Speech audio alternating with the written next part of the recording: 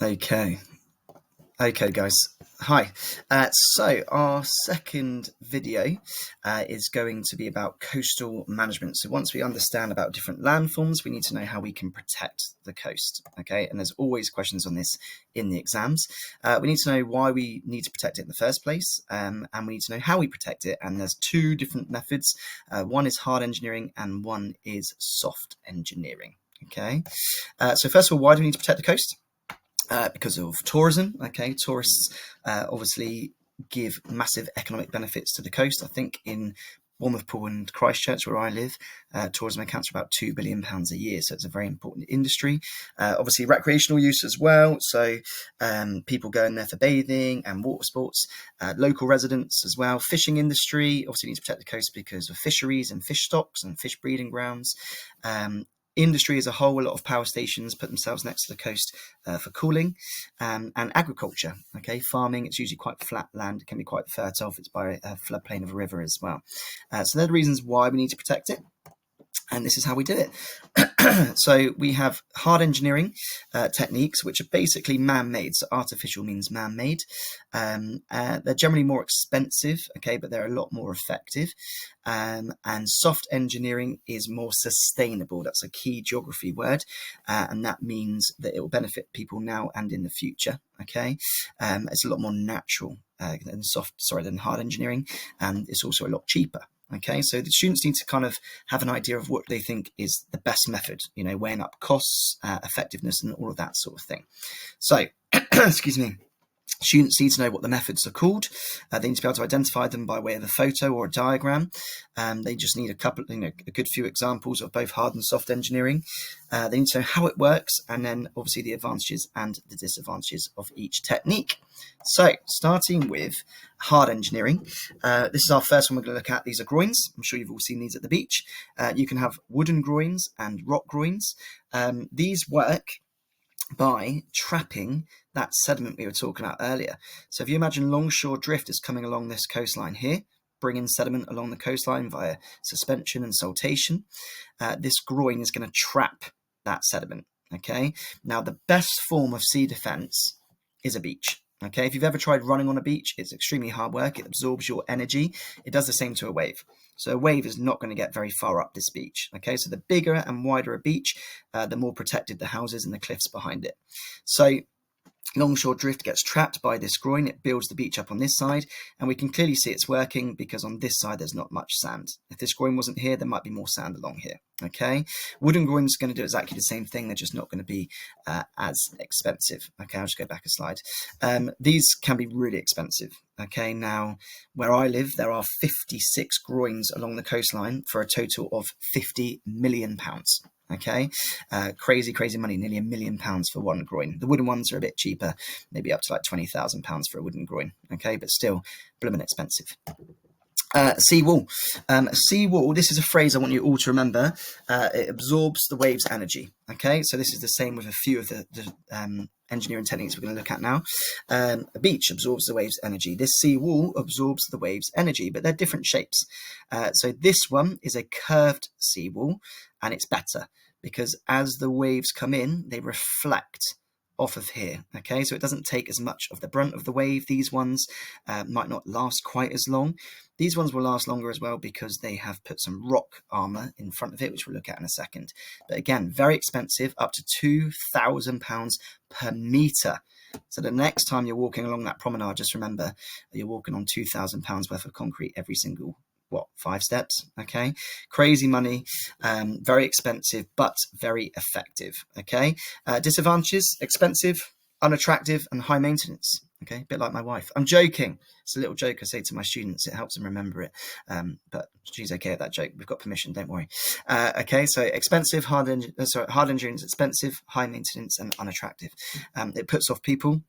But, you can fish off of these, you can go for walks along these, so it does have its benefits. But obviously the biggest benefit is it's effective and it does protect the cliffs behind it. Rock armour, very similar. This is almost like a rock armour groin. But the rock armour, these are large rocks and boulders that have been imported. So that's obviously, again, going to be really expensive, sometimes from Norway. Expensive to transport, but cheaper than a seawall. But again, here's that phrase: they absorb the waves' energy. People, again, can fish off of these, okay? The waves are going to hit these large boulders and rocks, and it's going to take the full brunt and the power of those waves, okay? We sometimes call this riprap. Excuse me. A gabion, same thing again. They absorb the wave's energy. Not quite as effective as rock armour, and definitely a bit cheaper this time, £100 per metre, but they are not as effective, and this wire mesh can kind of break. You can see it's rusting away here, so they're not quite as effective. But you can sit on these again, it's got the odd positive, and they're a much cheaper option. Onto the soft engineering technique. This is called beach nourishment, sometimes called beach replenishment. And this is where you might dredge out the harbour, okay, or the sea, take the sand from the seabed. You might even import it. So our local beach at Sandbanks has sand dredged from Poole Harbour, which is good as well because it makes the harbour deeper for the big boats like the Barfleur and things like that, the Condor. But also we import sand from the desert, Sahara Desert, because we've got lots of tourists who like nice sand. But what we do here is we literally just pump sand onto the beach. A lot cheaper, a lot more sustainable, a lot more natural. Okay, no hard engineering. This is all soft engineering. It's going to boost tourism. Okay, however, all it takes is one big storm and the backwash of those destructive waves to remove all that sand, and you kind of got to start again. You know, I remember going to our local beach on Boxing Day one year, and the beach was gone, and the steps, you know, down from people's houses who are very rich, the steps were just hanging in the air because the sea had just taken away all that sand. So it does need to be repeated sort of every 5 years, or even more frequent if you have a big winter storm. Okay, so that is beach nourishment, and it can cause a bit of conflict with locals as they shut off the beach to do this. Okay, similarly, beach reprofiling is where you've already got the sand on the beach, but the waves are transporting that sand from one side to the other, again because of longshore drift. So you might find that one side of the beach is more built up than the other, so these sort of machines and tractors and all sorts can come in and just level that out. That's called beach reprofiling, which means reshaping. Okay, so a little bit different to beach nourishment. Sand dune regeneration. Now, sand dunes act like a natural seawall. If a wave is going to get this far, this sand dune here is going to act like a seawall and absorb the wave's energy. Okay, there's that phrase again. This is called marram grass, and the roots of the marram grass are going to help to stabilize this embryo and yellow dunes that are here. Okay, the first dunes. Think of embryo dunes like an embryo, a baby. It's the first stage. It's the first stage of what we call a sand dune succession. And again, it's going to absorb that wave's energy. The marram grass is going to stabilize it so it doesn't blow away or get taken away. Okay, so again, really natural and really cheap, but quite often they fence off these sand dunes so that people can't destroy them, and again that might cause a bit of conflict with locals.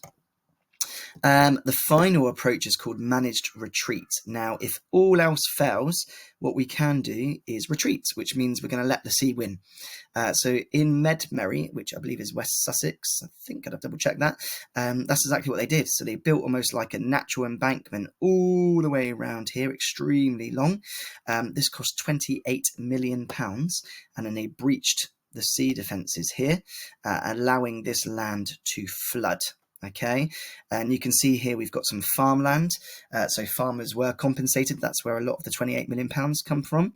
But if you look really carefully, you can see there's a caravan park here. I know students that have stayed here, and the whole point of this is so that the wave's energy is kind of focused in this area, on this old farmland, this flat land, so that this village at the end here and this caravan park is protected. Okay, overall, this strategy helped to protect 300 properties. Okay, so very effective. Obviously, we can't do this everywhere. It's, again, very, very expensive. Okay, managed retreat. And this is the sort of question you might get. So study figure 13, this is from AQA, but there'll be similar questions in all exam boards.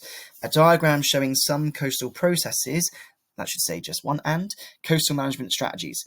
Assess, which means weigh up, the effectiveness of strategies used to protect the coastlines against erosion. Now, a couple of things to be of note here. It's worth 6 marks, so we're looking for about 2 paragraphs. And strategies is plural, so we need to be talking about more than one thing. Also, because it says study figure 13, you've got to be talking about the ones in this figure. You will get marks if you talk about some others.